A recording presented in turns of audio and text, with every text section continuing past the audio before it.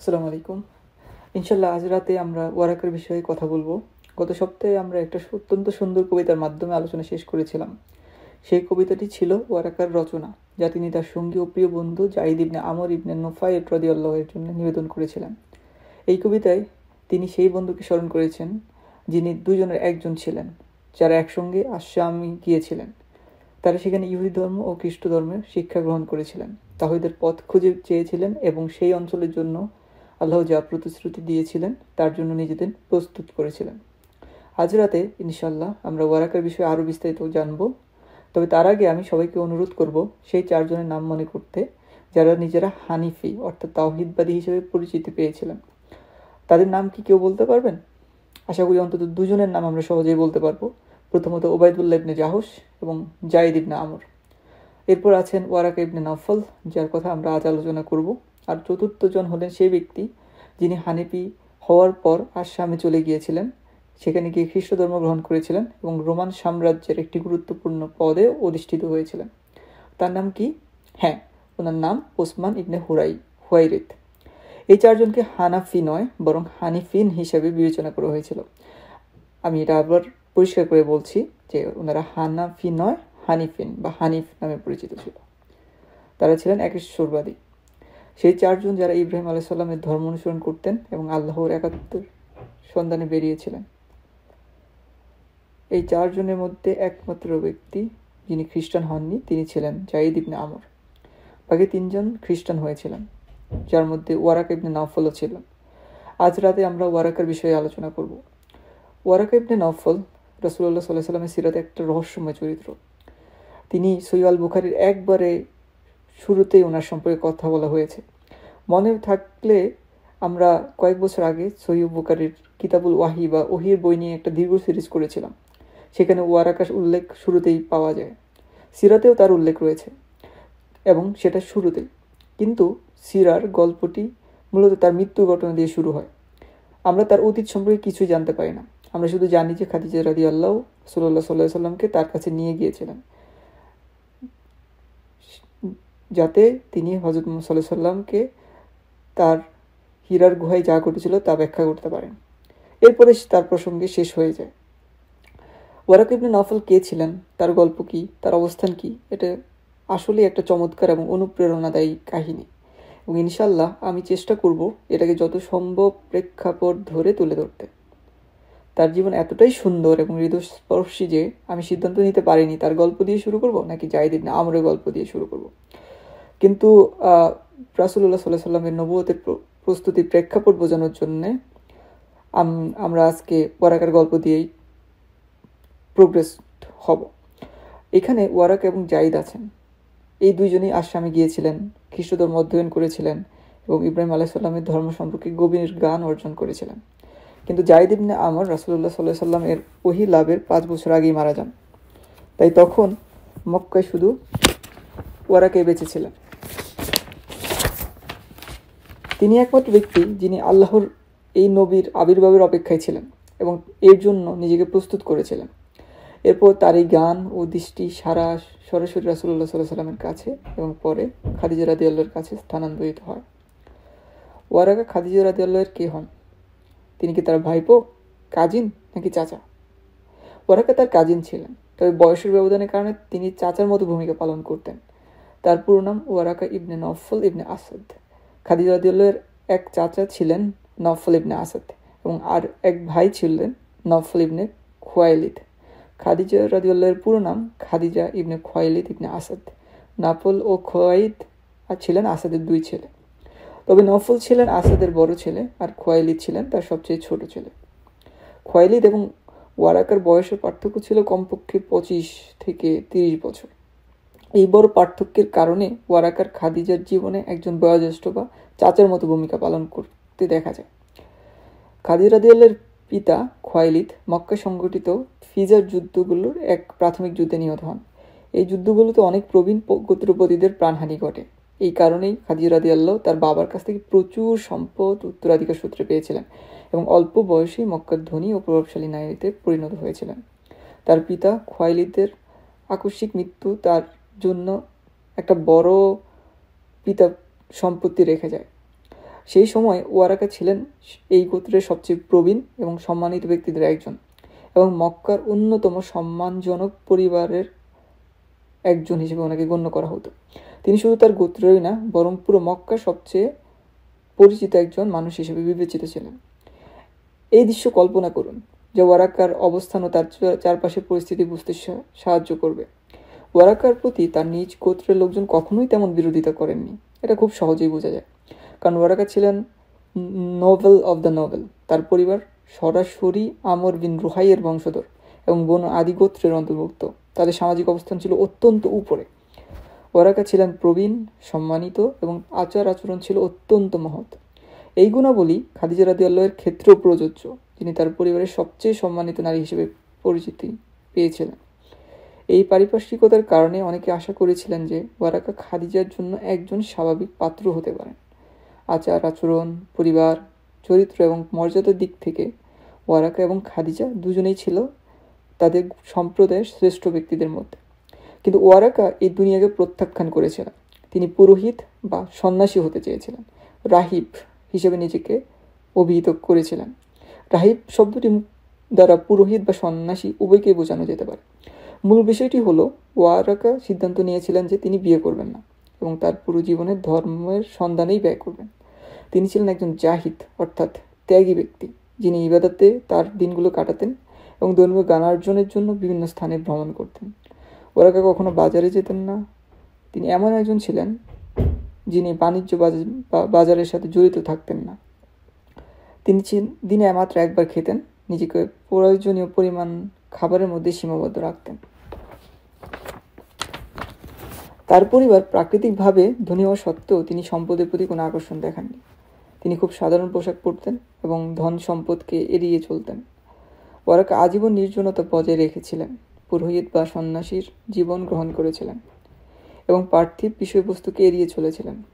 তবে তিনি তার সম্প্রদায়ের সাথে কখনো বিরোধে জড়াননি। জাইদ ইবনে আমর ইবনে নুফাইল, যিনি ছিলেন ওয়ারাকার সমসাময়িক, তাকে আলাদা করে তুলেছিল তার সাহসী অবস্থানের জন্য। তিনি শুধু ইব্রাহিম আলাইহিস সালামের পথ অনুসরণ করতেন না, বরং খ্রিস্টান বা ইহুদি ধর্মের দীক্ষিত না হয়ে ইব্রাহিম আলাইহিস সালামের একশ্বরবাদী পথেই অটল থাকতেন এবং মূর্তি পূজাকে কঠোরভাবে প্রত্যাখ্যান করতেন। পাশাপাশি তিনি তার সম্প্রদায়ের সাথে সর্বদা সরাসরি মোকাবেলা করে যেতেন। বিপরীতে ওয়ারাকা তার সম্প্রদায়ের বিরুদ্ধে কোনো ধরনের লড়াইয়ে জড়াননি এবং শান্তিপূর্ণভাবে তার ধর্মীয় সাধনা চালিয়ে গিয়েছিলেন। খাদিজা রাদিয়াল্লাহু কখনো মূর্তি পূজা করেননি। তিনি মূর্তি পূজার প্রতি স্বাভাবিকভাবে কোনো ধরনের তৃষ্ণা অনুভব করেননি এবং মূর্তি পূজার প্রতি কোনো আগ্রহ দেখাননি। আবু বকর রাদিয়াল্লাহু মূর্তি পূজায় বিশ্বাস করতেন না। অন্যদিকে ওয়ারাকা খ্রিস্টান হিসেবে পরিচিত ছিলেন, তবে তিনি কখনো তার সম্প্রদায়ের মূর্তি পূজার বিরুদ্ধে সরাসরি অবস্থান নেননি। জাইদের মতো তিনি মানুষকে মূর্তি পূজা থেকে দূরে সরানোর জন্য প্রকাশ্যে প্রচারও চালাননি। বরং ওয়ারাকা বিশ্বাস করতেন যে আল্লাহ সঠিক সময়ে এই বিষয়ে সবকিছু স্পষ্ট করবেন। তিনি সমাজে থেকে নিজকে আলাদা করে রাখতেন, ধর্মীয় সাধনায় মগ্ন থাকতেন এবং একই সঙ্গে সমাজে একজন প্রবীণ, সম্মানিত এবং বিদ্বান ব্যক্তিত্ব হিসাবে তার অবস্থান বজায় রাখতেন। সবচেয়ে আকর্ষণীয় বিষয় হলো, তিনি ছিলেন আরবদের জন্য স্বীকৃত স্বপ্নের ব্যাখ্যাকারী, অর্থাৎ উনি একজন স্বপ্নবিদ ছিলেন।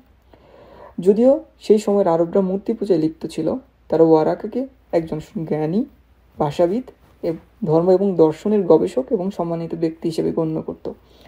এই কারণেই তারা তাদের স্বপ্নের ব্যাখ্যা পাওয়ার জন্য ওয়ারাকার কাছে যেত। ওয়ারাকা মূর্তি পূজা না করলেও তার জ্ঞান ও চরিত্রের জন্য তাকে অত্যন্ত মর্যাদা দেওয়া হতো। সেই যুগে মূর্তি পূজা ছিল মূলত বাণিজ্য এবং অর্থনৈতিক লাভের জন্য, প্রকৃত পূজা বা শ্রদ্ধার জন্য না। আরবরা লাত বা উজ্জা, যে দুটো ছিল ওদের সবচেয়ে বড় মূর্তি, সেই সকল মূর্তির মতো অন্য যে কোনো মূর্তিগুলো নিয়ে তেমন যত্নশীল ছিল না। তারা চাইলে মূর্তির নাম বা মূর্তিগুলো নিজেরাই বদলে ফেলতে পারত। তবে ওয়ারাকার ক্ষেত্রে তারা তাকে একজন মহৎ ব্যক্তি হিসেবে দেখত, যিনি হিব্রু ভাষায় পারদর্শী, যিনি আশশামে ভ্রমণ করেছেন এবং অত্যন্ত জ্ঞানী ছিলেন। এই জন্য তারা তার কাছে স্বপ্নের ব্যাখ্যা চাওয়ার মতো বিষয় নিয়ে আসতো। খাদিজা রাদিয়াল্লাহু এর জীবনে একটি অত্যন্ত আকর্ষণীয় স্বপ্নের ঘটনা রয়েছে, যা তিনি অল্প বয়সে দেখেছিলেন। একবার খাদিজা রাদিয়াল্লাহু একটা স্বপ্ন দেখেন, যেখানে একটি সূর্য তার ঘরে নেমে এসেছে। সুবহানাল্লাহ, এই গভীর স্বপ্নের একটা সংযোগ কিন্তু রয়েছে। আমি আমার স্ত্রীর সাথে এই বিষয়টি শেয়ার করছিলাম। ইভেন আয়েশা রাদিয়াল্লাহু এরও এমন একটি স্বপ্ন আছে, যেখানে আয়েশা রাদিয়াল্লাহু দেখেছিলেন যে তার ঘরে 3টা চাঁদ নেমে এসেছে।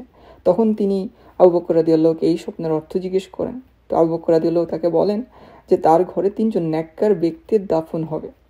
যখন রাসূলুল্লাহ সাল্লাল্লাহু আলাইহি সাল্লাম ইন্তেকাল করেন, তখন আবু বকর বলেন, এটাই তোমার প্রথম চাঁদ। এরপর আবু বকর রাদিয়াল্লাহু ইন্তেকাল করলে তিনি বলেন তিনি হলেন দ্বিতীয় চাঁদ, এবং ওমর রাদিয়াল্লাহু ইন্তেকাল করলে তিনি হন তৃতীয় চাঁদ।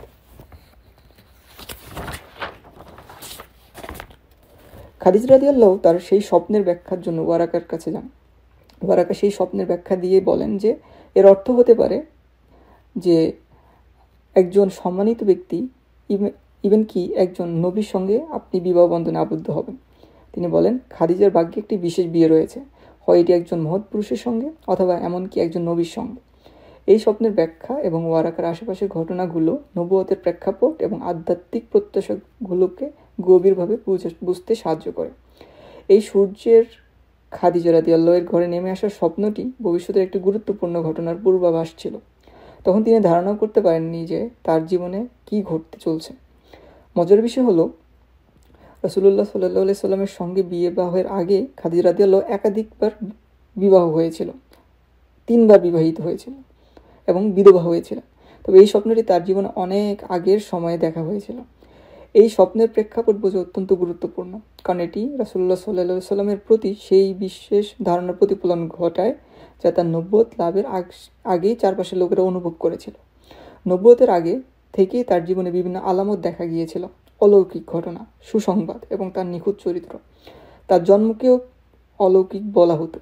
এমনকি আবু লাহাব, যিনি পরবর্তীতে রাসূলুল্লাহ সাল্লাল্লাহু আলাইহি সাল্লামের ঘোর বিরোধী হয়েছিলেন, তিনিও তার জন্ম উদযাপন করেছিলেন। এবং তার মা আমিনার গর্ভ থেকে একটি আলোক রশ্মি বের হওয়ার কারণে আবু লাহাব আনন্দে ভেড়া কোরবানি দিয়েছিলেন। এসব অসাধারণ ঘটনা লোকদের মধ্যে এই বিশ্বাস জন্মে দিয়েছিল যে মুহাম্মদ সাল্লাল্লাহু আলাইহি সাল্লাম তিনি কোনো সাধারণ শিশু নন। বিশেষ করে ওয়ারাকা রাসূলুল্লাহ সাল্লাল্লাহু আলাইহি সাল্লামের মধ্যে অস্বাভাবিক কিছু লক্ষ্য করেছিলেন, যিনি পরবর্তীতে নবী হিসেবে আবির্ভূত হবেন। তিনি একমাত্র নন, আরও অনেক পুরোহিত এবং ধর্মীয় পণ্ডিতরা তার ভবিষ্যৎ মহত্বের লক্ষণগুলো চিনতে পেরেছিলেন। উদাহরণস্বরূপ, নবুয়তের আগে রাসূলুল্লাহ সাল্লাল্লাহু আলাইহি সাল্লাম আশ-শামে সফর করেছিলেন, যা সাধারণত তখনকার সময় খ্রিস্ট ধর্মের একটা কেন্দ্র হিসেবে বিবেচিত ছিল। এটি সেই অঞ্চল যেখানে সালমান রাদিয়াল্লাহু তার ধর্মীয় সত্যের জন্য সন্ধান করছিলেন। জাইদও সেখানে একাত্মবাদের পথ খুঁজছিলেন। রাসূলুল্লাহ সাল্লাল্লাহু আলাইহি সাল্লাম আশ-শামে 2টি ভিন্ন সময় গিয়েছিলেন। প্রথমবার একটি অল্প বয়সী বালক হিসেবে এবং দ্বিতীয়বার খাদিজা রাদিয়াল্লাহু এর পণ্য ব্যবসার মধ্যস্থতাকারী বা প্রতিনিধি হিসেবে। এই সফরগুলো এবং এসব ঘটনার প্রেক্ষাপট নবুয়তের জন্য একটি বড় কিন্তু প্ল্যাটফর্ম তৈরি করে দেয়, যেটা তার নিজের যে চরিত্র সেটাকে আসলে প্রতিফলিত করে। ইবনে হাজর রহমতুল্লাহ তার গ্রন্থ আল ইসাবাতে বর্ণনা করেছেন, এবং আরও অনেক বহু সিরা গ্রন্থে বর্ণিত হয়েছে যে নবী করিম সাল্লাল্লাহু আলাইহি সাল্লামকে তার চাচা আবু তালিব অল্প বয়সে তার সাথে আশ-শামের বাণিজ্য সফরে নিয়ে গিয়েছিলেন। তো আরবদের মধ্যে একটা বিশেষ রীতি ছিল, শীতে তারা ইয়েমেনে যেত এবং গ্রীষ্মে আশ-শামে বাণিজ্য করত, সেখান থেকে মালপত্র নিয়ে ফিরত। আবু তালিব রাসূলুল্লাহ সাল্লাল্লাহু আলাইহি সাল্লামকে এমন একটি সফরে নিয়ে যান যখন তিনি প্রায় 11 থেকে 13 বছর বয়সে কিশোর ছিলেন। তখনও নিজের যত্ন নেওয়ার সামর্থ্য তার ছিল না। আশ-শামে পৌঁছানোর পর এক রাহিব সন্ন্যাসী রাসূলুল্লাহ সাল্লাল্লাহু আলাইহি সাল্লামকে দেখে তাদের পিছু নেন। নবী করিম সাল্লাল্লাহু আলাইহি সাল্লামের পিঠে নবুয়তের সিল তিনি লক্ষ্য করেন। সেই রাহিব জিজ্ঞেস করলেন, এই ছেলেটির দায়িত্বে কে আছেন? তখন লোকেরা আবু তালিবের দিকে ইঙ্গিত করে বলল, তিনি তার অভিভাবক। রাহিব তখন আবু তালিবের দিকে গিয়ে জানতে চান, আপনি কে? আবু তালিব উত্তর দিল, আনার আব্বি, অর্থাৎ আমি তার পিতা। আরব প্রথা অনুযায়ী বিশেষত পিতৃকুলের কোনো চাচাকে বাবার মতো মর্যাদা দেওয়া হতো এবং অনেক সময় বাবাই বলা হতো। তবু আবু তালিবও তাই নবী করিম সাল্লাল্লাহু আলাইহি সাল্লামের ক্ষেত্রে বাবার ভূমিকা পালন করছিলেন। তবে রাহিব বললেন, আপনি তার প্রকৃত পিতা নন। আবু তালিব বিস্মিত হয়ে জিজ্ঞেস করলো, আপনি কি বোঝাতে চান? রাহিব ব্যাখ্যা করে বললেন, এই শিশুর পিতা বেঁচে থাকতে পারেন না। তো আবু তালিব রাহিবের কথায় কৌতূহলী হয়ে জিজ্ঞেস করেন যে উনি কি বোঝাতে চাচ্ছেন। রাহিব উত্তর দেন, এই তরুণটি যেখানে যেখানে গিয়েছে কোনো জায়গায় এমন ছিল না যে সেখানে কোনো গাছপালা বা পাথর তার প্রতি সেজদা করেনি। তারা এইভাবে সেজদা করে কেবল একজন নবীর জন্য। তারপর আরও বলল, এই তরুণ হবে পৃথিবীর নেতা, সাইয়্যিদুল আলামিন। আবু তালিব এই অদ্ভুত রাহিবের কথা শুনছিলেন। কিছু বর্ণনায় বলা হয়েছে তার নাম বাহাইরা বা বুহাইরা হতে পারে, যদিও এই নাম সম্পর্কে নির্ভরযোগ্য কোনো প্রমাণ নেই। তবু কিছু সিরাতের বর্ণনায় এই নাম লক্ষ্য করা যায়। আবু তালিব হতবাক হয়ে যান এবং বলেন, আমি আপনার কথা বুঝতে পারছি না। তখন রাহিব তাকে বলেন, শুনুন, এই তরুণটি পৃথিবীর নেতা হবে। আবু তালিব জিজ্ঞেস করেন, আবু তালিবকে সেই রাহিব জিজ্ঞেস করেন যে আপনি এখন তাকে কোথায় নিয়ে যাচ্ছেন? আবু তালিব উত্তর দেন, আমি তাকে বাজারে নিয়ে যাচ্ছি। রাহিব তখন সতর্ক করে বলেন, তা করবেন না, কারণ যদি লোকেরা জানতে পারে যে এই ছেলে কে, তাহলে তারা তাকে আঘাত করার চেষ্টা করতে পারে।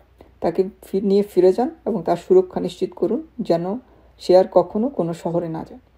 রাহিবের এই পরামর্শ শোনার পর আবু তালিব রাসূলুল্লাহ সাল্লাল্লাহু আলাইহি সাল্লামকে নিয়ে মক্কায় ফিরে আসেন।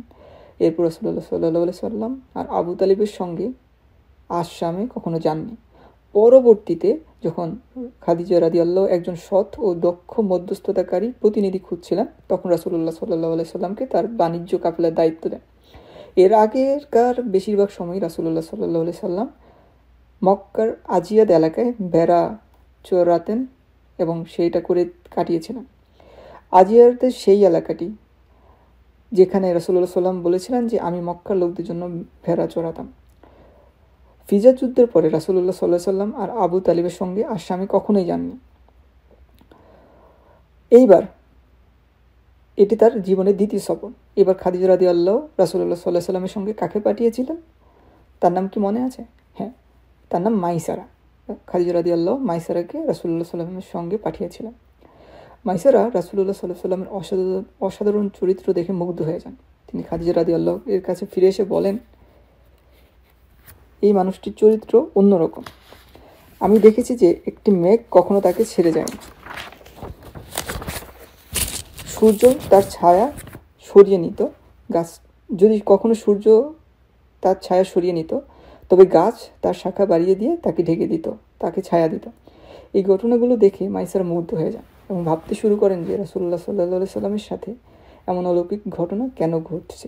মাইসারা ভাবতে থাকেন যে হয়তো এটি শুধু বাতাসের কারণে ঘটছে, অথবা কাকতালীয়ভাবে গাছ তার জন্য ছায়া দিচ্ছে।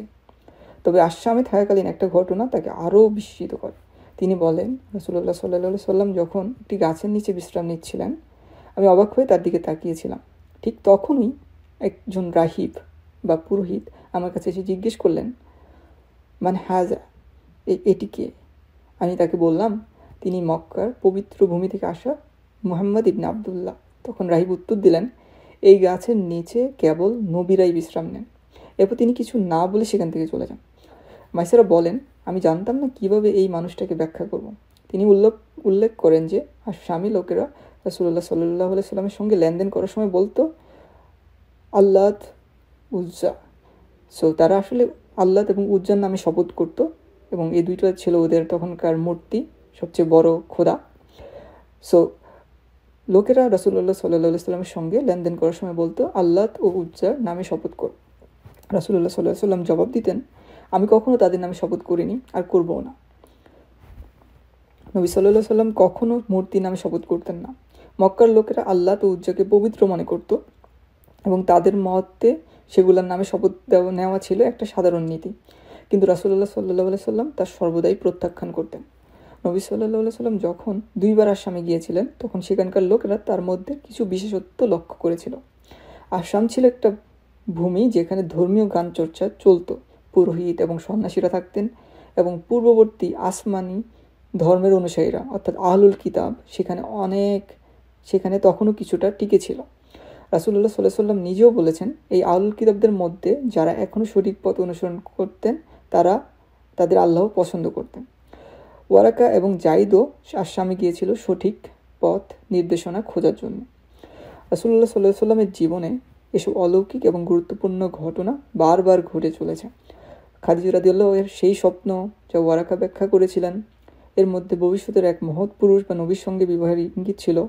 রাসূলুল্লাহ সাল্লাল্লাহু আলাইহি সাল্লাম যখন দ্বিতীয়বার আশশামের সফর শেষে ফিরে আসেন, তখন ঘটপ্রবাহ নতুন দিকে মোড় নেয়। রাসূলুল্লাহ সাল্লাল্লাহু আলাইহি সাল্লামের চাচারা আবু তালিব, আল আব্বাস এবং হামজা রাদিয়াল্লাহু তাকে নিয়ে আনুষ্ঠানিকভাবে খাদিজা রাদিয়াল্লাহুর কাছে বিবাহের প্রস্তাব দেন। খাদিজা রাদিয়াল্লাহু এর সবচেয়ে প্রবীণ চাচা আমর ইবনে আসাদ তার ওয়ালি হিসেবে দায়িত্ব পালন করেন। অর্থাৎ আমরা জানি যে খাদিজা রাদিয়াল্লাহু থেকে প্রস্তাবটা এসেছিল আসলে, এবং পরবর্তীতে ওয়ালি হিসেবে তার চাচা ইবনে আসাদ দায়িত্ব পালন করেন, এবং সেই বিয়ে ওয়ারাকা রাদিয়াল্লাহু ওয়ারাকা নিজে থেকে সেই বিয়েটা পড়ান, এবং সেখানে দেনমোহর নির্ধারিত হয় 500 দিরহাম, যা তখনকার সময়ে খুবই সাধারণ এবং একটা ছোট মোহর ছিল। ওয়ারাকা ছিলেন সেই ব্যক্তি যিনি রাসূলুল্লাহ সাল্লাল্লাহু আলাইহি সাল্লাম এবং খাদিজা রাদিয়াল্লাহুর বিয়ে পরিচালনা করেছিলেন। তিনি ছিলেন গোত্রের সবচেয়ে সম্মানিত ও বিদ্বান ব্যক্তি। ওয়ারাকাকে তার পরিবার এবং গোত্রের মধ্যে সবচেয়ে জ্ঞানী এবং ধর্মগ্রন্থ বোঝার ক্ষেত্রে পারদর্শী হিসেবে গণ্য করা হতো। তার মর্যাদা এবং বিদ্যা তাকে এই দায়িত্ব পালনে বিশেষ উপযোগী করেছিল। আয়েশা রাদিয়াল্লাহু একটা হাদিসে ওয়ারাকার বিষয়ে বলেন, তিনি অজ্ঞতার যুগে খ্রিস্টান হয়েছিলেন। ওয়ারাকা জায়েদের মতো নয়, বরং নিজেকে খ্রিস্টান হিসেবে পরিচিত করেছিলেন। তিনি হিব্রু ভাষায় ইনজিল থেকে লিখতেন, এবং যতদিন আল্লাহ তাকে এই ক্ষমতা দিয়েছেন ততদিন পর্যন্ত লিখে যেতেন। অর্থাৎ তিনি শুধু আরবি ভাষায় পঠন বা লিখন জানতেন না, হিব্রু ভাষায়ও পারদর্শী ছিলেন। তবে তার জীবনের শেষ দিকে তিনি অন্ধ হয়ে যান। আয়েশা রাদিয়াল্লাহু বলেন, তিনি বিদ্ধ হয়ে গিয়েছিলেন এবং তার দৃষ্টি হারিয়ে গিয়েছিল। যখন রাসূলুল্লাহ সাল্লাল্লাহু আলাইহি সাল্লাম তার কাছে আসেন, অর্থাৎ যখন রাসূলুল্লাহ সাল্লাল্লাহু আলাইহি সাল্লাম সেই প্রথম ফেরেশতা জিবরিলের সাথে তার কথা হয়, এবং এর পরবর্তীতে যখন রাসূলুল্লাহ সাল্লাল্লাহু আলাইহি সাল্লাম তার কাছে আসেন, তখন তিনি নবুয়্যের কোঠায় এবং অন্ধ হয়ে গিয়েছিলেন। এখন আমরা সেই বিখ্যাত ঘটনার দিকে আসি, যেখানে খাদিজা রাদিয়াল্লাহু রাসূলুল্লাহ সাল্লাল্লাহু আলাইহি সাল্লামকে হেরা গুহার ঘটনা ব্যাখ্যা পাওয়ার জন্য ওয়ারার কাছে নিয়ে যান। সেই সময়ের সাধারণ মানুষের মতো খাদিজা রাদিয়াল্লাহু এরও ওয়ারাকার প্রতি একটা বিশেষ আস্থা ছিল। নবী সাল্লাল্লাহু আলাইহি সাল্লামের ক্ষেত্রেও ওয়ারাকা ছিলেন একজন গুরুত্বপূর্ণ ব্যক্তি, যিনি নবুয়তের লক্ষণগুলো চেনার মতো যোগ্যতা রাখতেন। আল্লাহ তাআলা কোরআনে বলেন যে, যদি না জানো তবে জ্ঞানীদের কাছে জিজ্ঞেস করো। খাদিজা রাদিয়াল্লাহু এর এই কাজটি নবুয়ত পূর্ব একটি নির্দেশনার সাথে সামঞ্জস্যপূর্ণ। এটি তার ফিতরার বা প্রাকৃতিক ভালো গুণের একটি বহিঃপ্রকাশ। খাদিজা রাদিয়াল্লাহু এর প্রস্তাবেই রাসূলুল্লাহ সাল্লাল্লাহু আলাইহি ওয়াসাল্লাম ওয়ারাকার কাছে যান, এবং এখান থেকে আমরা ঐতিহাসিক বর্ণনা জানতে পারি। নবী সাল্লাল্লাহু আলাইহি ওয়াসাল্লাম যখন কিছুটা শান্ত হন, তখন খাদিজা রাদিয়াল্লাহুকে নিয়ে ওয়ারাকার তার বাড়িতে যান। এই ওয়ারাকা সেই ব্যক্তি যিনি একসময় ভবিষ্যদ্বাণী করেছিলেন যে খাদিজা রাদিয়াল্লাহু একদিন একজন মহৎ পুরুষ বা নবীর সঙ্গে বিবাহ বন্ধনে আবদ্ধ হবেন। তখন ওয়ারাকা নবীর কোঠায় ছিলেন, অন্ধ ছিলেন এবং বসেছিলেন। খাদিজা রাদিয়াল্লাহু তাকে বললেন, ইবনে আম্মি, অর্থাৎ হে আমার চাচাতো ভাই, আপনার ভাইয়ের ছেলের কথা শুনে। তো খাদিজা রাদিয়াল্লাহু কেন নবী সাল্লাল্লাহু আলাইহি সাল্লামকে ওয়ারাকার ভাইয়ের ছেলে হিসেবে পরিচয় দিলেন? কিছু আলেমদের মতে এটি ঘনিষ্ঠতার একটি বহিঃপ্রকাশ, কারণ নবী সাল্লাল্লাহু আলাইহি সাল্লাম তার কাছে একজন ভাতিজার মতো ছিল। আবার কিছু আলেম বলেন এটি তাদের বংশের একটি ইঙ্গিত। রাসূলুল্লাহ সাল্লাল্লাহু আলাইহি সাল্লাম এবং ওয়ারাকা দুজনেই কুসাই ইবনে কিলাবের বংশধর, এবং তাদের সম্পর্ক তৃতীয় চাচাতো ভাইয়ের মতো। খাদিজা রাদিয়াল্লাহু মূলত রাসূলুল্লাহ সাল্লাল্লাহু আলাইহি সাল্লামকে ওয়ারাকার কাছে উপস্থাপন করেছিলেন। তখন ওয়ারাকা রাসূলুল্লাহ সাল্লাল্লাহু আলাইহি সাল্লামকে বলেন, হে আমার ভাইয়ের ছেলে, তুমি কি দেখেছো? কেন তিনি এই প্রশ্ন করলেন? কারণ ওয়ারাকা স্বপ্নের ব্যাখ্যাকারী ছিলেন, এবং তিনি ভেবেছিলেন নবী সাল্লাল্লাহু আলাইহি সাল্লাম হয়তো কোনো স্বপ্ন বা অলৌকিক ঘটনার কথা জানতে এসেছেন। এরপর নবী সাল্লাল্লাহু আলাইহি সাল্লাম হেরা গুহায় যা দেখেছেন তা সবিস্তারিতভাবে ওয়ারাকাকে জানান। ওয়ারাকা তখন বলেন, এটি সেই নামুস যাকে আল্লাহ মুসা আলাইহিস সালামের কাছে পাঠিয়েছিলেন। হ্যাঁ, নামুস বলতে বোঝানো হয়েছে গোপনীয় বিষয় বাহক বা বার্তাবাহককে, অর্থাৎ জিবরাইল আলাইহিস সালামকে। ওয়ারাকা ব্যাখ্যা করেন যে এটি সেই একই ফেরেশতা যিনি আল্লাহর বার্তা নিয়ে মুসা আলাইহিস সালামের কাছে এসেছিলেন। কিন্তু কেন তিনি মুসা আলাইহিস সালামের কথা উল্লেখ করলেন, ঈসা আলাইহিস সালামের কথা নয়? কারণ জিবরাইল আলাইহিস সালাম যেভাবে রাসূলুল্লাহ সাল্লাল্লাহু আলাইহি সাল্লামের কাছে আসেন, ঠিক একইভাবে তিনি মুসা আলাইহিস সালামের কাছে এসেছিলেন। এছাড়াও রাসূলুল্লাহ সাল্লাল্লাহু আলাইহি সাল্লাম এবং মুসা আলাইহিস সালামের জীবন ও দায়িত্বের মধ্যে অনেক সাদৃশ্য রয়েছে, যা ঈসা আলাইহিস সালামের চেয়ে বেশি। তাই তিনি বলেন এটি সেই একই নামুস যাকে আল্লাহ মুসা আলাইহিস সালামের কাছে পাঠিয়েছিলেন। ওয়ারাকা তখনও পুরোপুরি নবী সাল্লাল্লাহু আলাইহি সাল্লামকে নিয়ে ভাবেননি, কিন্তু রাসূলুল্লাহ সাল্লাল্লাহু আলাইহি সাল্লামকে তার অভিজ্ঞতার কথা যখন শোনেন, তখন ওয়ারাকা সরাসরি তাকে নিশ্চিত করেন যে তুমি এই জাতির নবী। তিনি বলেন, আমি জানতাম যে এটা হবে, তুমি এই জাতির নবী। তৎক্ষণাৎ ওয়ারাকা বলেন, আমি যদি তরুণ হতাম আমি যদি তরুণ হতাম। সুবহানাল্লাহ। তিনি 90-এর কোঠায় ছিলেন, অন্ধ ছিলেন, তার জীবন পার হয়ে গিয়েছিল। তিনি বিয়ে করেননি, হিব্রু শিখেছিলেন, ধর্মগ্রন্থ অধ্যয়ন করেছিলেন এবং সত্যের সন্ধান করেছিলেন। তিনি ছিলেন জাইদ রাদিয়াল্লাহু এর মতো একজন আল্লাহকে খুঁজে বেড়ানো একজন ব্যক্তি। তার সামনে দাঁড়িয়ে আছেন সেই ব্যক্তি যিনি তার কাজিনের স্বামী এবং যাকে তিনি শৈশব থেকে চিনতেন। তখনই ওয়ারাক নিশ্চিত করেন, তুমি নবী, তুমি সেই নবী। এবং তিনি বলেন, তিনি তরুণ বয়সে শক্তি ফিরে পাওয়ার আকাঙ্ক্ষা প্রকাশ করেন। এরপর তিনি বলেন যে আমি যদি বেঁচে থাকতাম আমি যদি বেঁচে থাকতাম যখন তোমার জাতি তোমাকে বের করে দিবে, অর্থাৎ তিনি আফসোস করেন যে আমি তখন হয়তো বেঁচে থাকবো না। রাসূলুল্লাহ সাল্লাম তখন পুরো বিষয়টি বুঝতে পারেনি। তিনি বিস্মিত হয়ে জিজ্ঞেস করেন, আমার জাতি আমাকে বের করে দিবে? এটা কিভাবে সম্ভব? তারা কি সত্যিই আমাকে বের করে দিবে? ওয়ারাকা বলেন যে হ্যাঁ, কোনো মানুষ এমন কিছু নিয়ে আসেনি যা তুমি এনেছো এবং তার জাতি তাকে শত্রু মনে করেনি। অর্থাৎ এখানে অনেক বিষয় কিন্তু চিন্তা করার মতো আছে। প্রথমত, নবী সাল্লাল্লাহু আলাইহি সাল্লামকে নবী হিসেবে নিশ্চিত করা হলো। তারপর সঙ্গে সঙ্গে তাকে বলা হলো তার নিজের জাতি তাকে বের করে দিবে। এটা একদিকে নবুয়তের একটা বিশাল ঘোষণা, অন্যদিকে ভবিষ্যতের একটা কঠিন বাস্তবতার ইঙ্গিত। ওয়ারাকা নিজের অক্ষমতা এবং বয়সের ভারে হতাশ হলেও তার ইচ্ছা প্রকাশ করলে নবীর পাশে থাকার, বিশেষত সেই সময়ে যখন তিনি তার জাতির কাছ থেকে বিরোধিতার মুখোমুখি হবেন। প্রথমত, নবী সাল্লাল্লাহু আলাইহি সাল্লামের দৃষ্টিকোণ থেকে এসব ঘটনার তার উপর একের পর এক নেমে আসছে। তিনি কল্পনা করতে পারছিলেন না যে তার জাতি তাকে শত্রু মনে করতে পারে। মানে নবী সাল্লাল্লাহু আলাইহি সাল্লাম এমন একজন ব্যক্তি যিনি জীবনে কখনো কারোর সাথে কোনো অভিযোগ করেননি। তিনি ছিলেন সবার মধ্যস্থতাকারী, তিনি ছিলেন বিবদমান গোত্রগুলোকে একত্রিত করার মানুষ, তিনি ন্যায়ের প্রতীক ছিলেন। এবং খাদিজা রাদিয়াল্লাহু তাকে একটু আগেই বলেছিলেন যে আল্লাহ আপনাকে কখনো অপমান করবেন না। তিনি নবী সাল্লাল্লাহু আলাইহি সাল্লামের সমস্ত ভালো গুণের কথা তুলে ধরেছিলেন। কিন্তু ঠিক এই মুহূর্তে ওয়ারাকার প্রথম প্রতিক্রিয়া ছিল, তোমার যদি তোমাকে তোমার বিরুদ্ধে চলে যাবে। রাসূলুল্লাহ সাল্লাল্লাহু আলাইহি সাল্লাম পুরো পরিস্থিতিতে অভিভূত এবং বিস্মিত হয়ে পড়েছিলেন। ওয়ারাকা তখন তাকে পরিষ্কার করে বললেন, এটি তোমার ব্যক্তি হিসেবে নয়, বরং তোমার বার্তা বা মিশনের কারণে। তুমি বিশ্বের সবচেয়ে ভালো এবং ন্যায়পরায়ণ মানুষ হলেও এই বার্তার বিষয় যা আল্লাহ তোমাকে দিয়েছেন, এই বার্তা মানুষের মাঝে তোমাকে শত্রুতে পরিণত করবে। যদিও রাসূলুল্লাহ সাল্লাল্লাহু আলাইহি সাল্লাম তখনও কোনো আহ্বান বা ওহী পাননি, ওরাকা জানতেন পূর্ববর্তী সমস্ত নবীর মতোই তার ক্ষেত্রেও একই ঘটনা ঘটবে। ওরাকে স্পষ্ট করে বললেন, ইয়া মুহাম্মদ সাল্লাল্লাহু আলাইহি সাল্লাম, তারা তোমাকে ব্যক্তি হিসেবে ঘৃণা করবে না, কিন্তু তুমি যে বার্তা নিয়ে এসেছো সেটাই তাদের জন্য হুমকি। ওরাকা প্রথম প্রতিক্রিয়া কী ছিল? তিনি বলেন, আমি যদি তরুণ হতাম, আমি যদি তোমার সঙ্গে থাকতে পারতাম যখন তোমার লোকেরা তোমাকে ত্যাগ করবে। তিনি নবী সাল্লাল্লাহু আলাইহি সাল্লামের প্রতি তার সমর্থন প্রকাশ করেন।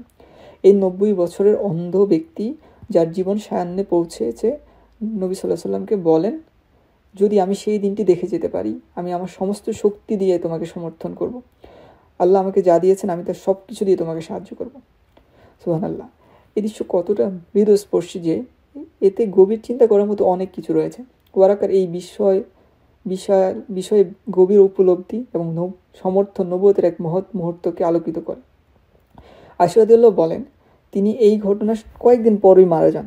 ওয়ারাকা নবী সাল্লাল্লাহু আলাইহি সাল্লামকে বলেছিলেন তিনি যদি বেঁচে থাকেন তবে তার জীবনের সমস্ত শক্তি দিয়ে নবী সাল্লাল্লাহু আলাইহি সাল্লামকে সমর্থন করবেন। তিনি বলেছিলেন, আমি যদি তরুণ হতাম তবে আমি তোমার সঙ্গে থাকতে পারতাম। আমি আশা করি আল্লাহ আমাকে জীবিত রাখবেন যেন আমি তোমার পাশে থাকতে পারি। কিন্তু আয়েশা রাদিয়াল্লাহু জানান, এই প্রতিশ্রুতির কিছুদিন পরে তিনি ইন্তেকাল করেন। তার মৃত্যুর পর নবুয়তের ওহী কিছু সময়ের জন্য বন্ধ হয়ে যায়। এটি ছিল রাসূলুল্লাহ সাল্লাল্লাহু আলাইহি সাল্লামের জীবনের প্রথম ফিতরা। প্রথমত, এখানে ওয়ারাকারে সেই আন্তরিকতার প্রতিফলন আমরা দেখতে পাই। মুমিনদের জন্য এমন কিছু মানুষ সবসময় রয়েছে যারা আল্লাহর কাছে দেওয়া প্রতিশ্রুতি সত্যি পালন করে। ওয়ারাকা কথা কেবল মুখের কথা ছিল না, এটা ছিল তার সত্যবাদী হিসেবে তার প্রতিশ্রুতির একটা প্রকাশ।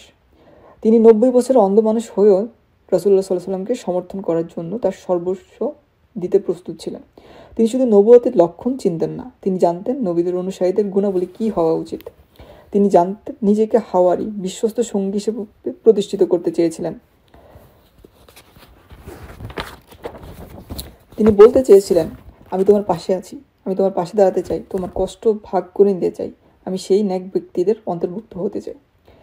আরেকটা গুরুত্বপূর্ণ বিষয় হলো ওয়ারাকা আল্লাহর কাছে সহস্তরের জন্য প্রার্থনা করেননি, বরং তিনি আল্লাহর কাছে শক্তির জন্য প্রার্থনা করেছিলেন। এই তার আন্তরিকতার একটি বড় দৃষ্টান্ত।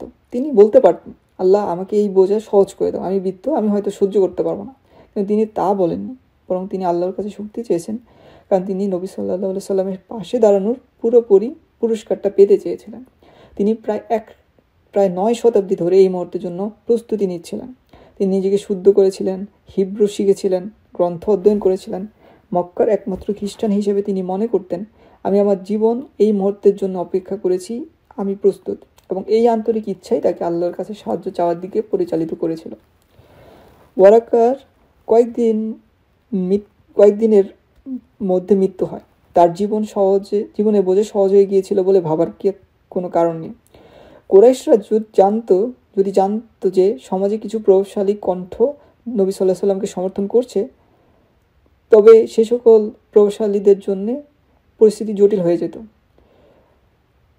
নফল ছিল সেই ব্যক্তি যিনি আবু বকর রাদিয়াল্লাহু এবং জুবাইর রাদিয়াল্লাহুকে একসঙ্গে বেঁধে রেখে গোপন নির্যাতন করেছিলেন। কারণ প্রভাবশালী ব্যক্তিদের জনসমক্ষে অত্যাচার করা হতো না নর্মালি, কারণ তাদের গোত্রের ভেতরে একটা নিজেদের সম্মান এবং সুনাম অর্জন করার ব্যাপার ছিল।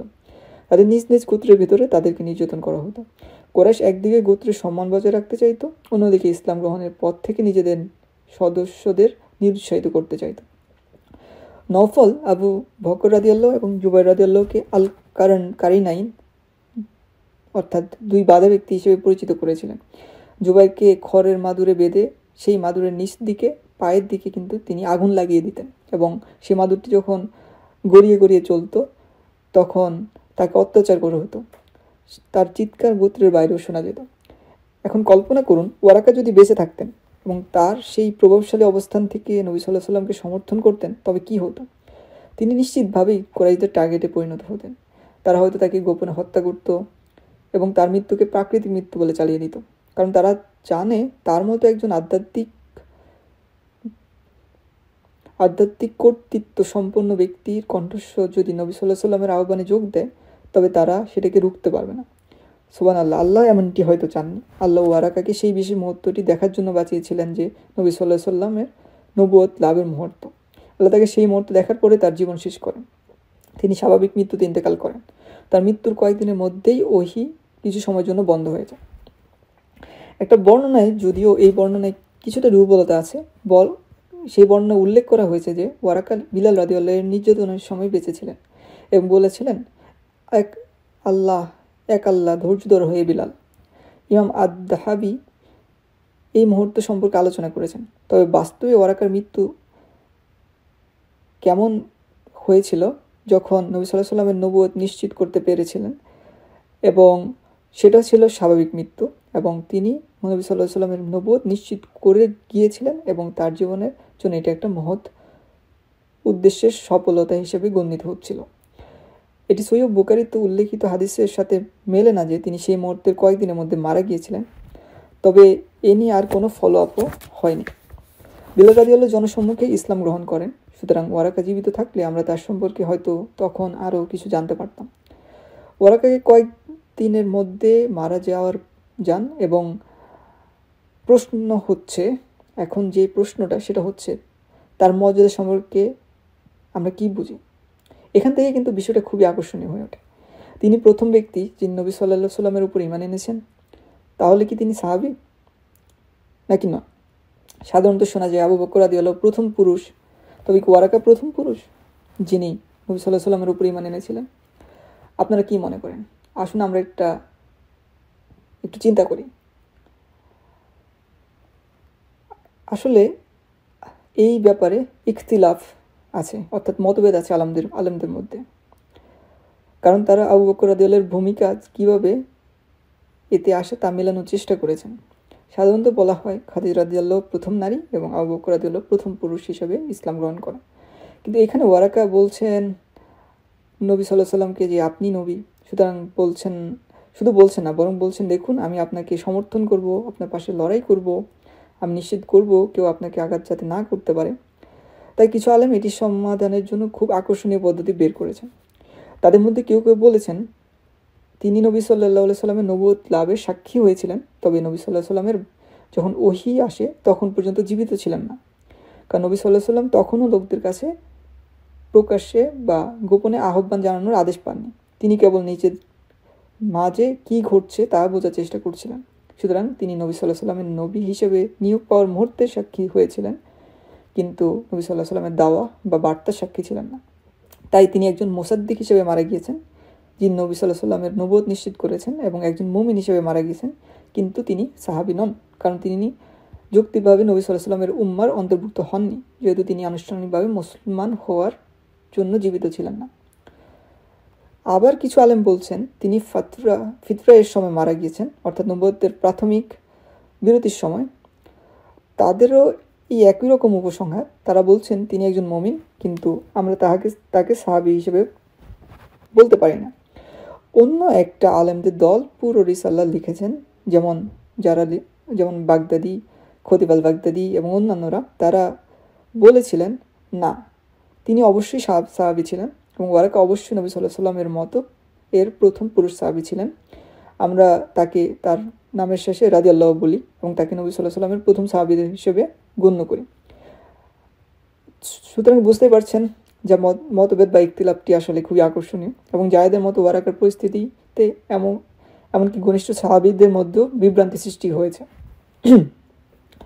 জায়েদের কথা মনে আছে আপনাদের? তার ছেলে সাঈদ আর তার চাচাতো ভাই ওমর রাদিয়াল্লাহু আনহু নবী সাল্লাল্লাহু আলাইহি সাল্লামের কাছে এসে বলেছিলেন, ইয়া রাসূলুল্লাহ, জায়েদের কি হলো? তিনি কি জান্নাতে যাবেন? নাকি তিনি জাহান্নামে যাবেন? তিনি কি মুমিন ছিলেন? আমরা জায়েদ সম্পর্কে কি বলেছিলাম এই বিষয়টি নিয়ে ভাবুন। নবী সাল্লাল্লাহু আলাইহি সাল্লাম খাদিজা রাদিয়াল্লাহু একটা সহিহ হাদিসে নবী সাল্লাল্লাহু আলাইহি সাল্লামকে জিজ্ঞেস করেছিলেন, ইয়া রাসূলুল্লাহ, তিনি আপনার উপর ঈমান এনেছিলেন, তিনি নিশ্চিত করেছেন, অর্থাৎ উনি কথা বলছেন ওয়ারাকার সম্পর্কে, যে ইয়া রাসূলুল্লাহ, তিনি আপনার উপর ঈমান এনেছেন, তিনি নিশ্চিত করেছিলেন যে আপনি যা ছিলেন তাই সত্য ছিল, তিনি আপনার মিশন জনসমক্ষে যাওয়ার আগে মারা গিয়েছিলেন। এই মানুষটি কি পাপ করেছেন? তার কি হবে? নবী সাল্লাল্লাহু আলাইহি সাল্লাম খাদিজা রাদিয়াল্লাহুর প্রতি সান্ত্বনা দিয়ে উত্তর দিলেন যে খাদিজা রাদিয়াল্লাহু তার চাচাতো ভাই এবং এমন একজন ব্যক্তির জন্য গভীরভাবে উদ্বিগ্ন ছিল, যিনি নবী সাল্লাল্লাহু আলাইহি সাল্লাম এবং খাদিজা রাদিয়াল্লাহুর জীবনে অত্যন্ত গুরুত্বপূর্ণ ছিলেন, এবং যার কথা বললে নিয়ত বা উদ্দেশ্যের গভীরতা বোঝা যায়। নবী সাল্লাল্লাহু আলাইহি সাল্লাম ওয়ারাকা শুধু বলেননি যে আমি আপনার উপর ঈমান আনবো, বরং বলেছিলেন আমি আপনার পাশে লড়াই করবো, আপনার জন্য সবাইকে মোকাবেলা করব। তো নবী সাল্লাল্লাহু আলাইহি সাল্লাম খাদিজা রাদিয়াল্লাহুর প্রতি সান্ত্বনা দিয়ে বললেন, ইয়া খাদিজা, হে খাদিজা, আমি ওয়ারাকাকে স্বপ্ন দেখেছি এবং তিনি সাদা কাপড় পরা ছিলেন, খুবই সুন্দর পোশাক। তিনি তাকে বললেন, তিনি যদি জাহান্নামের লোকদের অন্তর্ভুক্ত হতেন তবে তাকে এমন অবস্থা দেখতে পেতাম না। তিনি পুরোপুরি সুস্থ, সুন্দর এবং নিশ্চিতভাবে তাকে দেখাচ্ছিল। আরেকটি বর্ণনায়, যা ইবনে আশাকির থেকে বর্ণিত, বলা হয় যে নবী সাল্লাল্লাহু আলাইহি সাল্লামকে ওয়ারাকা সম্পর্কে জিজ্ঞেস করা হলে তিনি বলেন, আমি ওয়ারাকাকে জান্নাতের কেন্দ্রে দেখেছি, জান্নাতের একবারে পেটের মধ্যে, এবং তিনি সিল্ক পরিহিত ছিলেন। তিনি সম্পূর্ণ সুস্থ এবং জান্নাতের সৌন্দর্য এবং আল্লাহ সুবহানাহু ওয়া তাআলার বরকতের পূর্ণতায় তাকে দেখাচ্ছিল। আরেকটা হাদিস যা আল হাকিম এবং আরও কিছু আকর্ষণীয় বর্ণনায় আয়েশা রাদিয়াল্লাহু থেকে বর্ণিত, নবী সাল্লাল্লাহু আলাইহি সাল্লাম এক ব্যক্তিকে ওয়ারাকা সম্পর্কে খারাপ কিছু বলতে শুনেছিলেন বা তাকে অপমান করতে দেখলেন। নবী সাল্লাল্লাহু আলাইহি সাল্লাম বললেন, ওয়ারাকা সম্পর্কে কিছুই খারাপ বা নেতিবাচক বলো না। তুমি কি জানো না যে আমি ওয়ারাকাকে জান্নাতে দেখেছি? শুধু এক স্তরে নয়, বরং দুইটি জান্নাত, দুইটি বাগান বা জান্নাতের দুই স্তরে তাকে আমি দেখেছি। এইসবই ওয়ারাকা সম্পর্কিত হাদিস। সুবহানাল্লাহ। আমি এই বিষয়ে নিশ্চিত করেছিলাম, এটা বেশ আশ্চর্যজনক যে নবী সাল্লাল্লাহু আলাইহি সাল্লাম জায়েদ এবং ওয়ারাকার জন্য দুটি জান্নাতের কথা উল্লেখ করেছেন। যদি আপনি মনে করেন, গত সপ্তাহে আমরা জায়েদ ইবনে আমর রাদিয়াল্লাহু সম্পর্কে যখন আলোচনা করছিলাম, তখন আমরা পেয়েছিলাম নবী সাল্লাল্লাহু আলাইহি সাল্লাম বলছেন যে তার জন্য দুটি বাগান বা জান্নাতের দুটি স্তর রয়েছে। একই কথা তিনি ওয়ারাকার ক্ষেত্রেও বলেছেন। এটা খুবই আকর্ষণীয়, কারণ যদি আপনি কোরআনের দিকে তাকান, সেখানে আল্লাহ কিন্তু বলেছেন যে যে ব্যক্তি তার প্রভুর অবস্থানকে ভয় করে তার জন্য রয়েছে দুটি বাগান। মুফাসসিররা সাধারণত বলেন যে এটি সেই ব্যক্তির জন্য যিনি পাপ থেকে বিরত থাকেন এবং ভালো কাজে নিমগ্ন হন। যখন কেউ পাপ থেকে তওবা করে, আল্লাহ তার পাপকে নেক আমলে রূপান্তরিত করেন। আল্লাহ তাকে পাপ থেকে বিরত রাখার জন্য একটি জান্নাত দেন এবং ভালো কাজ করার জন্য আরেকটা জান্নাত দেন। তাই তার জন্য দুইটি জান্নাত। সুবহানাল্লাহ। জায়েদ এবং ওয়ারাকার ক্ষেত্রে নবী সাল্লাল্লাহু আলাইহি ওয়াসাল্লাম স্পষ্টভাবে উল্লেখ করেছেন যে তাদের জন্য 2টি জান্নাত রয়েছে। সুতরাং এটি একটা ভালো কারণ হতে পারে বা ব্যাখ্যা হতে পারে 2টি জান্নাতের। আরেকটা কারণ হতে পারে তারা দুইভাবে বিশ্বাস করেছিলেন। একবার নবী সাল্লাল্লাহু আলাইহি ওয়াসাল্লামের আগমনের আগে ঈমান এনেছিলেন এবং পরে নবী সাল্লাল্লাহু আলাইহি ওয়াসাল্লামের নবুয়ত সম্পর্কে জানতে পেরে তাদের বিশ্বাসের নতুন স্তর তারা প্রকাশ করেছিলেন। অর্থাৎ তারা আগের ধর্ম উপরে যেমন ছিলেন তেমনি নতুন ধর্ম জন্য কিন্তু তারা রেডি ছিলেন। এটি গুরুত্বপূর্ণ কারণ মদিনার কিছু লোক, বিশেষ করে কিছু যারা মূর্তি পূজার ছিল তাদের কিছু লোক নবী সাল্লাল্লাহু আলাইহি ওয়াসাল্লামের আগমন প্রত্যাশা করছিল, কিন্তু যখন তারা দেখলো যে তিনি কে বা নবী সাল্লাল্লাহু আলাইহি ওয়াসাল্লামের স্ট্যাটাস দেখলো, তখন তারা তাকে প্রত্যাখ্যান করেছিল। কিন্তু জায়েদ এবং ওয়ারাকা এমন সময় বিশ্বাস করেছিলেন যখন কেউ বিশ্বাস করেনি, এবং পরে যখন নবী সাল্লাল্লাহু আলাইহি ওয়াসাল্লামের আগমন সম্পর্কে জানতে পারলেন তারা আবারও বিশ্বাস করলেন। ওয়ারাকার ক্ষেত্রে এটি আরও গুরুত্বপূর্ণ যে তাকে একজন মুশরিক আরব নয়, বরং ঈসা আলাইহিস সালামের প্রকৃত অনুসারী হিসেবে একজন ব্যক্তি, নবী হিসেবে একজন ব্যক্তি চিন্তা করা যায়। এবং ওয়ারাকা যেহেতু ঈসা আলাইহিস সালামের প্রকৃত অনুসারীদের অন্তর্ভুক্ত, তিনি যে নবী সাল্লাল্লাহু আলাইহি ওয়াসাল্লামকে নবী হিসেবে নিশ্চিত করেছিলেন, এটা কিন্তু খুবই খুবই গুরুত্বপূর্ণ। ওয়ারাকা এমন সময় তাওহীদ একত্ববাদ বজায় রেখেছেন যখন পুরো সমাজ জাহেলিয়ার মধ্যে নিমজ্জিত ছিল। আল্লাহ সর্বাধিক জ্ঞানী, তবে এটি হতে পারে যে নবী সাল্লাল্লাহু আলাইহি ওয়াসাল্লাম তাদের জন্য জান্নাতের 2টি স্তরের কথা এই জন্যই বলেছেন। আজকে আমরা শেষ করব একটা সুন্দর এবং গভীর সংযোগ স্থাপনের মাধ্যমে। কোরআনে ঈসা আলাইহিস সালামের শেষ উল্লেখটি আছে সূরা আস-সাফে, এবং সেখানে ঈসা আলাইহিস সালামের তার জাতির কাছে বলেছিলেন, আমি তোমাদের কাছে তাওরাতে যা ছিল তা নিশ্চিত করেছি এবং তোমাদেরকে একজন নবী সুসংবাদ দিচ্ছি যিনি আমার পরে আসবেন এবং যার নাম হবে আহমদ। কত সুন্দর যে নবী সাল্লাল্লাহু আলাইহি ওয়াসাল্লামের নবুয়তকে প্রথম যিনি নিশ্চিত করেছিলেন তিনি মক্কার একজন খ্রিস্টান, যিনি ঈসা আলাইহিস সালামের প্রকৃত পথ অনুসরণ করার জন্য আপ্রাণ চেষ্টা করে গিয়েছিলেন এবং ইব্রাহিম আলাইহিস সালামের পথ অনুসরণ করেছিলেন। তিনি প্রথম ব্যক্তি যিনি নিশ্চিত করেছিলেন আপনিই সেই নবী, আপনি এই উম্মার নবী। তারপর তিনি মারা যান। এটি কোনো মুশরিক আরব ছিল না যিনি নবী সাল্লাল্লাহু আলাইহি ওয়াসাল্লামকে বলেছিলেন যে তিনি নবী, বরং এটি ছিল একজন ব্যক্তি যিনি ঈসা আলাইহিস সালামের সুসংবাদ অনুসরণ করেছিলেন, যিনি নবী সাল্লাল্লাহু আলাইহি ওয়াসাল্লামের কাছে সেই বার্তা পৌঁছে দিয়েছিলেন। তারপর ওয়ারাকা মারা যান এবং নবী সাল্লাল্লাহু আলাইহি ওয়াসাল্লামের গল্প, ঈসা আলাইহিস সালামের গল্প ঠিক যেখানে শেষ হয়েছিল সেখান থেকে কিন্তু শুরু হয় এবং ইব্রাহিম আলাইহিস সালামের উত্তরাধিকার অব্যাহত থাকে। জায়েদ ইবনে আমর রাদিয়াল্লাহু বলেছিলেন যে তিনি ইব্রাহিম আলাইহিস সালামের পথে ছিলেন, এবং দেখতে পাচ্ছেন যে ঈসা আলাইহিস সালামের যেখানে তার উম্মত শেষ হয় সেখান থেকে নবী সাল্লাল্লাহু আলাইহি ওয়াসাল্লামের উম্মত কিন্তু শুরু হচ্ছে। অর্থাৎ আমাদের যে নবুয়ত, সেই নবুয়তের ধারা কিন্তু খুব সুন্দরভাবে ট্রানজিশনটা এখানে আমরা দেখতে পাচ্ছি। সুবহানাল্লাহ। যদি আপনি আল্লাহর সুবহানাহু ওয়া তাআলার প্রজ্ঞা ও করুণাগুলোর একদিকে গভীরভাবে চিন্তা করেন এবং আল্লাহর নবীদের ধারাবাহিকতা দেখেন, এটি অত্যন্ত অত্যন্ত সুন্দর। তাই আমরা আল্লাহ সুবহানাহু ওয়া তাআলার কাছে প্রার্থনা করি তিনি যেন ওয়ারাকা রাদিয়াল্লাহুর প্রতি সন্তুষ্ট থাকেন, আমাদেরকে তার সঙ্গে নবী সাল্লাল্লাহু আলাইহি ওয়াসাল্লাম, খাদিজা রাদিয়াল্লাহু আনহা, জায়েদ রাদিয়াল্লাহু আনহু এবং সেই সৎ মানুষদের সঙ্গে জান্নাতুল ফেরদাউসের উচ্চতর স্তরে একত্রিত করেন।